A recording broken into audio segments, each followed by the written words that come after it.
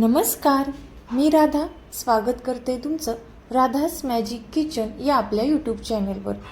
तर भजी तर तुम्ही बऱ्याचदा करत असाल, पण सोडा किंवा तांदळाचे पीठ आणि रवा न वापरता आज आपण गुबगुबीत गोल गोल कांदा भजी तयार करणार आहोत। तर कसे बनवायचे यासाठी रेसिपी अगदी शेवटपर्यंत नक्की पहा। चला तर मग आजच्या रेसिपीला आपण सुरुवात करूया। तर सर्वात अगोदर इथे आपल्याला बेसन पीठ घ्यायचं आहे।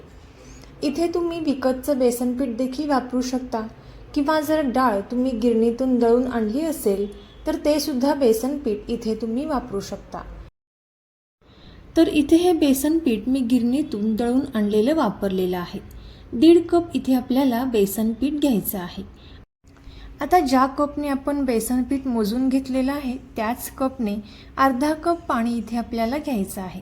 आता पाणी ओतताना इथे आपल्याला सर्वात अगोदर थोडं थोडं पाणी घालायचं आहे आणि हे पीठ चांगलं मिक्स करून घ्यायचं आहे। आता यामध्ये पिठाच्या गाठी राहणार नाहीत याची आपल्याला काळजी घ्यायची आहे। आता हे पीठ आपल्याला एकसारखं या पद्धतीनं मिक्स करत जायचं आहे।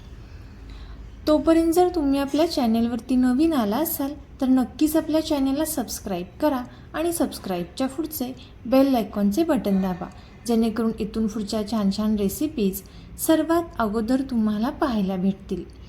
आता 2 ते 3 मिनिटांनंतर हे पीठ चांगलं मिक्स केल्यानंतर पाहू शकता या पद्धतीचं हे पीठ तयार झालेलं आहे। आता एक सगळ्यात सोपी ट्रिक म्हणजे हे पीठ आहे ते आपल्याला छान असं हाताच्या साहाय्याने फुलवून घ्यायचं आहे। जसजसं तुम्ही हे पीठ या पद्धतीने मिक्स करत जाल तसतसं हे पीठ छान असं फुलून येतं। आज आपण इथे तांदळाचं पीठ किंवा सोडा किंवा रव्याचा वापर करणार नाही। या पद्धतीने हे पीठ छान असं फुलून येईपर्यंत इथे आपल्याला हे मिक्स करून घ्यायचं आहे। आता ही प्रोसेस आपल्याला एक 5 ते 6 मिनिटांपर्यंत करायची आहे। 5 ते 6 मिनिटांनंतर तुम्हाला जाणवेल की हे जे पीठ आहे ते छान असं फुलून आलेलं आहे आणि या पिठामध्ये गाठीसुद्धा राहिलेल्या नाहीत। आता यानंतर यामध्ये आपल्याला बारीक चिरून घेतलेला एक मोठा कांदा घालायचा आहे।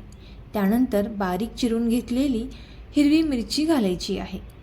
बारीक चिरून घेतलेली कोथिंबीर आपण यामध्ये घातलेली आहे आणि चवीनुसार मीठ आपल्याला घालायचं आहे।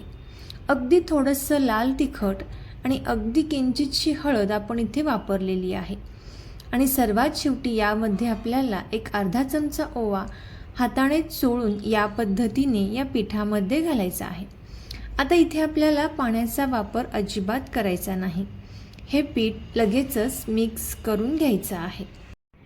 आता हे सर्व मिक्स करताना देखील तुम्हाला जाणवेल की हे पीठ जे आहे ते छान असं फुलून आलेलं आहे। इथे आपण सोडा, बेकिंग पावडर किंवा तांदळाचे पीठ, रवा याचा वापर अजिबात केलेला नाही। यानंतर हे पीठ आपल्याला 2 ते 3 मिनिटांपर्यंत चांगलं मिक्स करून घ्यायचं आहे।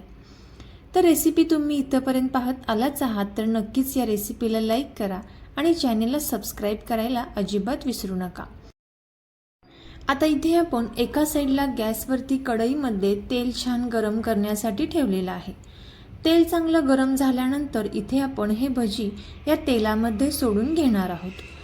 तुम्ही इथे तुम्हाला हव्या त्या साईजचे लहान मोठ्या आकाराचे भजी तेलामध्ये सोडून घेऊ शकता।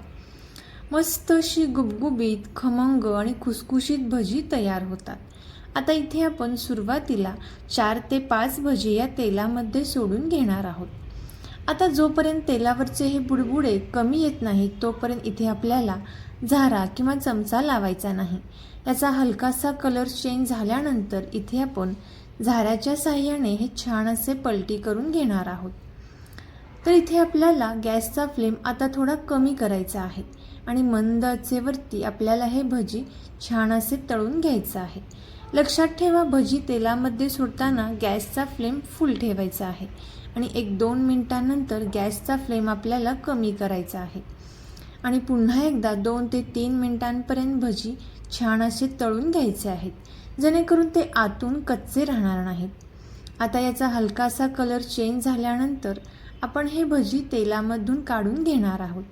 तर पाहू शकता मस्त अशी गुबगुबीत गोल गोल कांदा भजी इथे तयार झालेली आहेत आणि याच पद्धतीने इथे आपण बाकीचे सुद्धा सर्व भजी तयार करून घेणार आहोत. आता बाकीचे सुद्धा सगळे भजी तळून घेतल्यानंतर सर्वात शेवटी याच तेलामध्ये आपल्याला 1-2 मिरच्या टाकायच्या आहेत आणि या मिरच्यासुद्धा तेलामध्ये छान अशा परतून घ्यायच्या आहेत. तर तुम्ही सुद्धा ही भजी नक्की ट्राय करून पहा आणि कसे झाले ते कमेंट करून नक्की सांगा.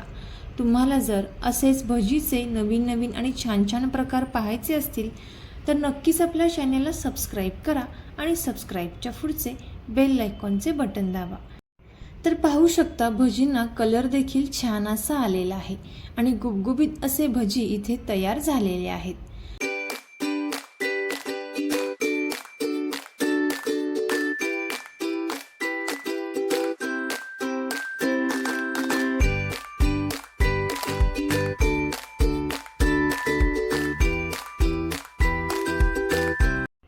तर तुम्ही सुद्धा ही रेसिपी नक्की ट्राय करून पहा आणि आवडली असेल तर आपले मित्रमैत्रिणी आणि नातेवाईकांसोबत शेअर करायला अजिबात विसरू नका.